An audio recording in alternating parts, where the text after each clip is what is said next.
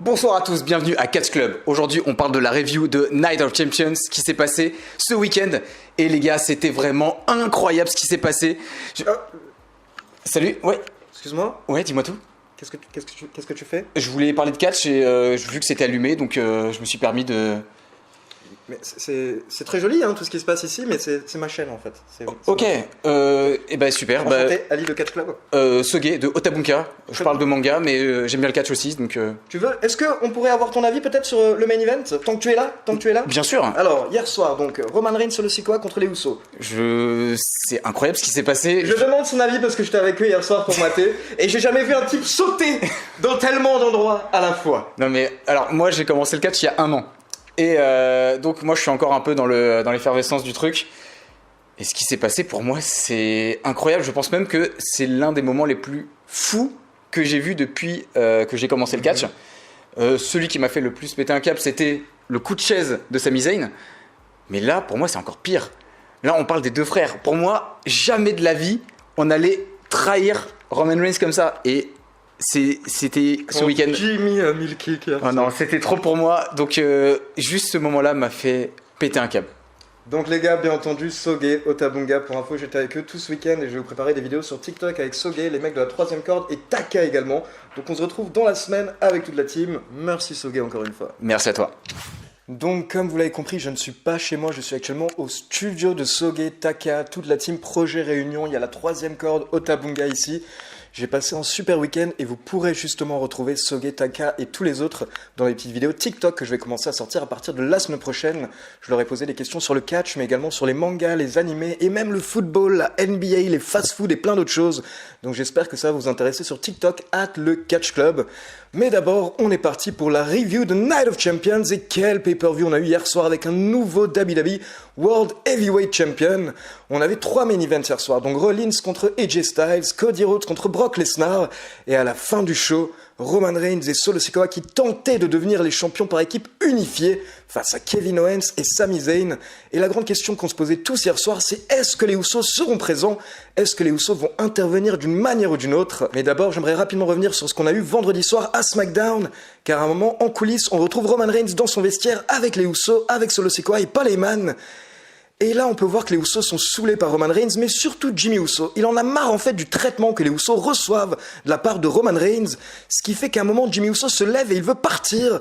Mais là, Roman Reigns se lève également, il confronte son cousin et il lui dit « Assieds-toi ». Il lui ordonne même de s'asseoir, mais Jimmy Uso ne l'écoute pas et donc c'est très tendu entre Roman Reigns et Jimmy. Roman Reigns a dit à Jimmy Uso que les choses n'ont pas changé depuis qu'ils étaient petits et que s'il le faut, il lui bottera les fesses. Puis derrière, il ordonne à Jimmy Uso de quitter son vestiaire. Et là, c'est Jey Uso qui se lève calmement et qui dit à son frère « Ok, viens, il vaut mieux qu'on sorte ». Et ensuite, lors du main event de SmackDown, on avait le KO Show, donc on avait Kevin Owens et Sami Zayn dans le ring. Et là, ils devaient accueillir Roman Reigns et Solo Sikoa, mais à la place, ce sont les Usos qui ont fait leur entrée. Et donc, encore une fois, Kevin Owens et Sami Zayn se sont un petit peu moqués des Usos. Ils les ont piqués pour leur faire comprendre qu'ils étaient utilisés actuellement par Roman Reigns. Et là, Jimmy Uso en avait marre. Il a fait comprendre à Sami Zayn et Kevin Owens que c'est toujours eux les patrons. Et là, Jimmy Uso s'est même un petit peu emballé et il a gueulé que c'est lui, le chef tribal. Comme vous pouvez l'imaginer, ça n'a pas plu du tout à Roman Reigns qui a fait son entrée à ce moment-là. Donc Roman Reigns monte sur le ring et il lâche un regard noir aux Usos. Et là, vous avez Sami Zayn qui se tourne vers Roman Reigns et il lui dit « Tu le sais que c'est terminé ». Sami Zayn qui fait clairement comprendre au chef tribal que c'est la fin de la Bloodline. Donc là, ça part en bagarre générale et au final, c'est la Bloodline qui prend l'avantage. Forcément, ils étaient plus nombreux. Et à la fin, on a les ceintures par équipe dans le ring. Et là, vous avez Jey Uso qui chope de ceinture et il les donne à Solo Sikoa. Et derrière, vous avez également Jimmy Uso qui chope de ceinture et on attend qu'il les donne à Roman Reigns. Roman Reigns attend également. Mais Jimmy Uso ne veut pas les lui donner. Jimmy Uso n'a pas envie de donner les titres par équipe à Roman Reigns car il sait que ce n'est pas Roman Reigns qui mérite les titres par équipe, mais ce sont les Usos. Donc là, Roman Reigns attend, Jimmy ne lui donne toujours pas, et encore une fois, c'est Jey Uso qui intervient pour prendre les titres à Jimmy, le calmer et les donner à Roman Reigns. Et donc à la fin de SmackDown, on avait Roman Reigns qui brandissait les 4 titres par équipe avec les membres de la Bloodline autour de lui, sauf Jimmy Uso qui était dans un coin et qui était très énervé. Et clairement, Jimmy Uso n'en peut plus de Roman Reigns. Donc ça c'était vendredi à SmackDown et maintenant on passe à Night of Champions et on démarre avec le match pour le titre World Heavyweight avec Seth freaking Rollins contre AJ Styles pour couronner le nouveau WWE World Heavyweight Champion. Alors honnêtement, j'en attendais beaucoup de ce match, je pensais vraiment que la WWE allait leur dire de tout casser et ils ont eu un excellent match, je vais pas les critiquer, mais limite j'en attendais un petit peu plus, parce que c'est vraiment une nouvelle ceinture qu'on veut mettre en avant et on veut essayer de faire comprendre que cette ceinture vaut autant que les titres de Roman Reigns, même si on sent tous un petit peu au fond de nous que ce n'est pas vraiment le cas. Donc je dirais qu'on a eu un match correct, mais que j'en attendais un petit peu plus. Et donc pendant le match, on a AJ Styles qui a travaillé sur l'un des genoux de Seth Rollins, ce qui fait qu'un peu plus tard, ça l'a bloqué quand il a tenté de porter un stomp. Donc là, AJ Styles en a profité, il a tenté d'abord un pedigree, la prise fétiche de Seth Rollins, à cause de Triple H bien entendu, mais le pedigree n'a pas suffi, donc AJ Styles s'est préparé pour un phénoménal forearm, mais Seth Rollins l'a accueilli avec un super kick. Et donc c'est à ce moment-là que Seth Rollins a tenté un premier stomp, mais que sa jambe a lâché, donc AJ Styles a tenté d'enchaîner avec le calf crusher, mais Seth Rollins s'en est sorti et au final il a réussi à porter son stomp pour la victoire. Donc Seth Rollins est le nouveau WWE World Heavyweight Champion. Et pour info, un peu plus tard, il a fait une interview où il a précisé qu'il sera à Raw dès lundi et qu'il sera présent chaque lundi à Raw pour mettre ce titre en avant et pour prouver que ce titre est justement très important, pour prouver toute la valeur du nouveau titre World Heavyweight. Donc on souhaite bon courage à Seth Rollins et j'ai vraiment hâte de voir les premières rivalités autour de ce nouveau titre. Et il faut noter qu'après le match, c'est Triple H en personne qui est venu donner le nouveau titre à Rollins. Donc quand on connaît les deux et l'histoire entre les deux, forcément c'était un beau moment. Puis on enchaîne avec Becky Lynch contre Trish Stratus, et là c'était un petit peu compliqué, car je pense que la foule s'est tellement donnée lors du premier match qu'ils n'étaient pas à fond dans ce match, et honnêtement même en général, hier soir la foule n'était pas forcément dans les matchs féminins. Par contre, on a eu un match très correct entre Trish Stratus et Becky Lynch, mais à la fin surtout, on a une intervention car on a Zoey Stark qui sort de sous le ring, et là elle porte son finisher, le Z360, à Becky Lynch. Et derrière, quand Becky Lynch remonte sur le ring, Trish Stratus n'a plus qu'à lui porter son finisher, le Stratusfaction, pour la victoire. Donc on se retrouve à un partout entre Becky et Trish Stratus, ce qui pourrait nous mener à un troisième match potentiellement à SummerSlam. Ensuite, on enchaîne avec le ring général Gunther contre Mustafa Ali. Et forcément, Mustafa Ali a reçu un bel accueil en Arabie Saoudite. La foule était totalement derrière lui. Mais vous ne pouvez rien faire contre le ring général. Et quand Gunther te chope la main et qu'il commence à te chopper, c'est fini pour toi habituellement. Mais c'était tout de même très intéressant car pendant le match on voyait Gunther qui n'arrivait pas à gagner et qui était de plus en plus frustré et donc ça l'énervait. Et les commentateurs soulignaient vraiment que Mustafa Ali pouvait peut-être gagner et s'il y avait un miracle et il battait Gunther. Donc Mustafa Ali a tout sorti, il a tenté un premier 450 splash mais ce n'était pas assez pour battre Gunther. Donc il en a tenté un second un peu plus tard mais cette fois-ci Gunther l'a évité.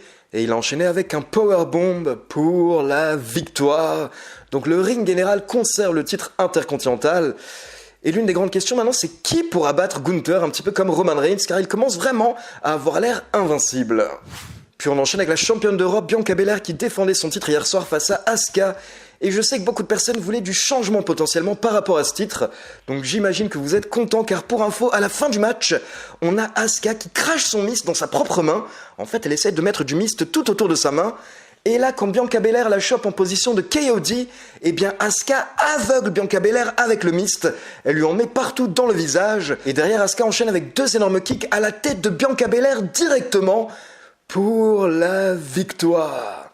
Donc cette nouvelle Asuka qui est de retour depuis quelques semaines est la nouvelle championne de Raw et elle met fin au magnifique règne de Bianca Belair qui a duré plus d'1 an. Et honnêtement, j'aimerais féliciter Bianca Belair car je trouve vraiment qu'elle a été une excellente championne.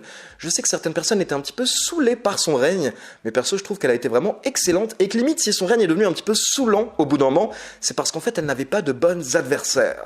Là, c'est bien d'avoir Asuka en face et c'est bien en fait d'avoir donné le titre à Asuka. Car honnêtement, ces dernières années, Asuka avait perdu un petit peu en crédibilité, vu qu'elle était de moins en moins dans le main event, et que quand elle devenait championne, habituellement, ce n'était pas des règnes très fous, pas des règnes très marquants. Donc j'espère que ce règne va être le meilleur règne de Asuka dans le roster principal, et potentiellement d'ici quelques mois, je vois bien Bianca Belair récupérer le titre. Puis on enchaîne avec Rhea Ripley, accompagnée par Dominic Mysterio, contre Natalya. Étonnamment, j'ai l'impression que Dominic n'était pas si détesté hier soir en Arabie Saoudite. Il était un petit peu moins hué que dans les autres pays où il se rend. Et sinon, par rapport à ce match, je vous en avais parlé dans la vidéo pronostic, c'est pas contre Natalya, Mais on s'en fout un petit peu de ce match parce que malheureusement depuis quelques années, on s'en fout un petit peu de Natalya. La WWE ne fait rien pour la rendre intéressante. Et du coup, clairement, les gens n'étaient pas investis dans ce match.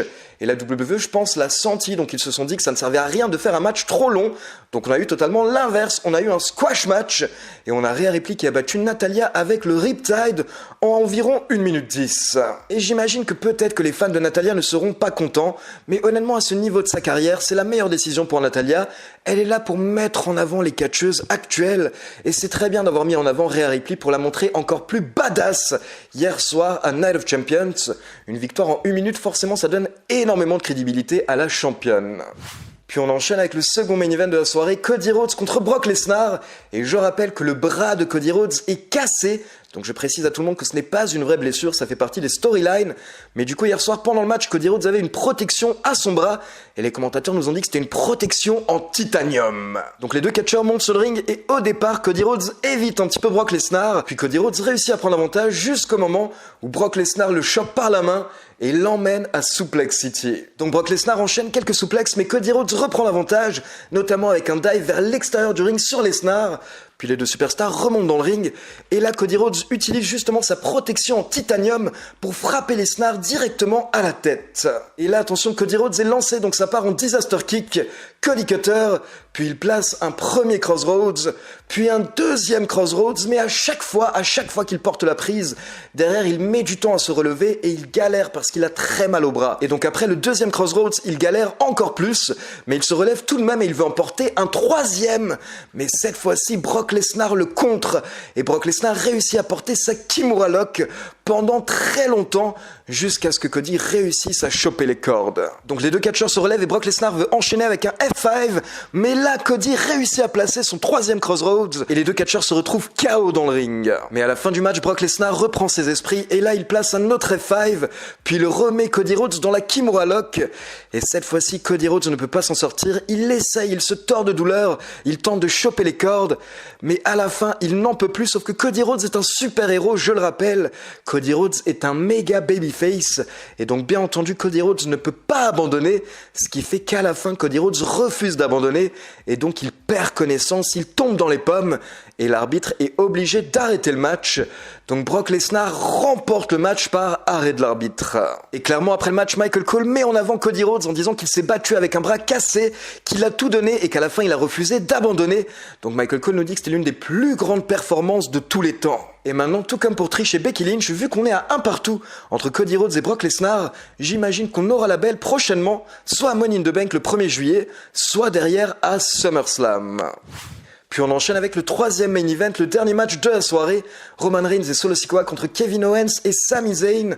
Et là, on a eu un très bon match, mais je pense qu'on attendait tous une intervention à la fin. On le sentait tous, et c'est ce qui s'est passé à la fin. Quand les catcheurs sont à l'extérieur du ring, près des tables des commentateurs, d'un coup, vous avez les Usos qui sortent de nulle part. Et là, on se demande tous, mais qui vont-ils attaquer ?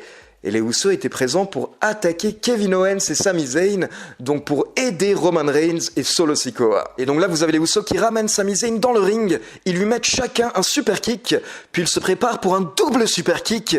Mais là, Sami Zayn esquive, et c'est Solo Sikoa qui se prend le double super kick. Donc les Usos viennent de mettre un kick à leur frère, sous les yeux de Roman Reigns qui était à l'extérieur du ring et qui a tout vu. Donc là, Roman Reigns monte sur le ring et il pète un câble. Il n'en peut plus des Usos, il en a marre d'eux. Donc d'abord, il engueule Jimmy Uso. Et là, Jay, encore une fois, tente d'intervenir pour calmer les tensions entre les deux. Mais Roman Reigns s'énerve également contre Jay. Il commence à le pousser au visage et il lui dit « C'est fini, one day ish, etc. C'est fini. Cassez-vous maintenant, sortez du ring. » Mais là, Jimmy Uso n'en peut plus. Il en a marre de voir le mauvais traitement de Roman Reigns envers son frère. Et donc Jimmy Uso pète un câble et il porte un super kick à Roman Reigns. Et là, vous avez l'arène qui explose. Ce moment était tout simplement incroyable et c'est pour ces moments qu'on adore la Bloodline et Roman Reigns, car vous avez beau critiquer Roman Reigns, mais grâce à lui, depuis des mois, on a des moments de folie. Quand Sami Zayn a trahi la Bloodline, tout le délire avec Sami Zayn quand il était dans la Bloodline et les barres de rire qu'on s'est tapé, puis là maintenant cette trahison des Usos, je veux dire tous ces moments, toutes ces émotions qu'on ressent depuis des mois, c'est grâce à la Bloodline et grâce à Roman Reigns, les gars. Et donc là, Roman Reigns s'est pris un super kick, donc il tombe à genoux dans le ring. Et il est mal en point, mais en même temps, il est choqué par ce qui vient de se passer. Vous avez Paul Heyman également à l'extérieur du ring qui n'y croit pas, il est choqué comme jamais. Et Jey Uso ne comprend pas, il dit à son frère, mais qu'est-ce que tu viens de faire? On est censé les aider. Mais là, Jimmy Uso répond à Jey Uso, non. Tu avais raison depuis le début, et c'est ce qu'on aurait dû faire depuis très très longtemps, donc je l'ai fait pour toi, et t'inquiète, je te couvre. Et là, Jimmy Uso se retourne à nouveau vers Roman Reigns qui est à genoux, et il lui lâche un nouveau super kick. Et donc là, vous avez Roman Reigns qui roule vers l'extérieur du ring, pendant que Jey Uso ne sait toujours pas comment réagir, mais Jimmy Uso lui dit « T'inquiète, maintenant il faut qu'on mise sur nous ». Et donc Jimmy Uso prend son frère jumeau, et ils sortent du ring, mais vous pouviez voir à quel point Jey Uso était partagé, tiraillé par son frère et son cousin. Hier soir, Jey Uso et Jimmy Uso, toute la Bloodline, ils méritaient des Oscars carrément pour la manière dont ils ont interprété. Par exemple, quand Jey Uso était tiré par son frère vers l'extérieur du ring, il regardait encore Solo Sikoa et Roman Reigns, et il gueulait même Joe, qui est le vrai nom, pour info, de Roman Reigns dans la vie réelle. Donc là, Jey Uso a un petit peu essayé de mêler la vie réelle et les storylines hier soir. C'était tout simplement parfait. Et donc, vu que Roman Reigns est KO à l'extérieur du ring, c'est Solo Sikoa qui se relève pendant ce temps. Mais Kevin Owens et Sami Zayn s'occupent de lui avec le stunner puis le Hell of a Kick pour la victoire. Donc Sami Zayn et Kevin Owens conservent les titres par équipe et après le match, vous avez Sami Zayn qui brandit ses titres devant Roman Reigns en lui disant « Tu vois, tu n'auras jamais ces titres ». Et il faut souligner également au passage que c'était une grande soirée pour Sami Zayn hier soir, son retour en Arabie Saoudite. Il a fait son entrée en tenue traditionnelle et quand il a fait son entrée pendant le match, au début du match, il a fait une petite promo en arabe et la foule a adoré. On sentait vraiment que Sami Zayn était en train de kiffer le moment hier soir. Donc le show se termine avec Kevin Owens et Sami Zayn qui sont en train de célébrer pendant que Roman Reigns est dégoûté à l'extérieur du ring. Et là, on se pose tous la même question. Mais quelle va être la suite et qu'est-ce qui va se passer ce vendredi à SmackDown ? Est-ce que c'est bien la fin de la Bloodline ? Est-ce que tout va exploser ce vendredi ? Et est-ce qu'on aura donc bien le match dont je vous ai parlé dans les dernières vidéos news, les rumeurs qu'on avait ces dernières semaines ? Roman Reigns et Solo Sikoa contre les Usos lors du prochain PLE Money in the Bank le 1er juillet. Ça pourrait être une énorme affiche. Et d'ailleurs, petite remarque par rapport à ça, je sais qu'hier soir, beaucoup de personnes étaient déçues du fait que le match entre Seth Rollins et AJ Styles n'était pas en main event, et je suis totalement d'accord avec vous. Mais au final, quand vous voyez le main event qu'on a eu hier soir, je pense que vous vous rendez tous compte que c'était pas possible de passer après. C'était pas possible que AJ Styles et Seth Rollins passent après les émotions qu'on a vécues lors du tag team match. Et je rappelle que dans le catch en général, c'est connu, et les catcheurs eux-mêmes l'ont beaucoup précisé ces dernières années, que habituellement, c'était pas dans le main event. La meilleure position derrière le main event, au final, c'est le premier match de la soirée, parce que c'est le match où la foule va être le plus chaud. Et habituellement, la foule dans un pay-per-view ou dans un show en général se rappelle surtout du début du show et de la fin du show. Donc c'est pour cette raison que pour info, le match pour le titre World Heavyweight a été l'opener. Et au final, je pense que c'était la bonne position pour ce match parce que clairement, Roman Reigns, Solo Sikoa et la Bloodline devaient être dans le main event, rien que pour toutes ces émotions qui nous ont fait vivre hier soir. Maintenant, j'attends avec vraiment impatience et curiosité vos réactions dans les commentaires. Dites-moi, quel a été votre match préféré déjà hier soir? Et dites-moi ensuite ce que vous avez pensé de ce main event. Est-ce que vous avez vibré pendant cette trahison, on va dire, des Usos? Et selon vous, quelle va être la suite entre Roman Reigns, Solo Sikoa et les Usos? Donc voilà, c'est tout pour la review de Night of Champions. J'ai fait un peu plus court que d'habitude aujourd'hui, mais comme je vous l'ai dit, je suis en déplacement et j'ai plein de contenu à vous tourner également avec Soge, avec Taka, etc. Donc je compte sur vous pour venir voir sur TikTok dans la semaine toutes les petites vidéos qu'on va sortir tous ensemble. Comme je vous l'ai dit, on va parler de catch, mais également d'autres sujets. Et également, comme d'habitude, n'oubliez pas de liker la vidéo, de vous abonner à la chaîne et de cliquer sur la petite cloche pour être informé de la sortie des prochaines vidéos. Ciao tout le monde!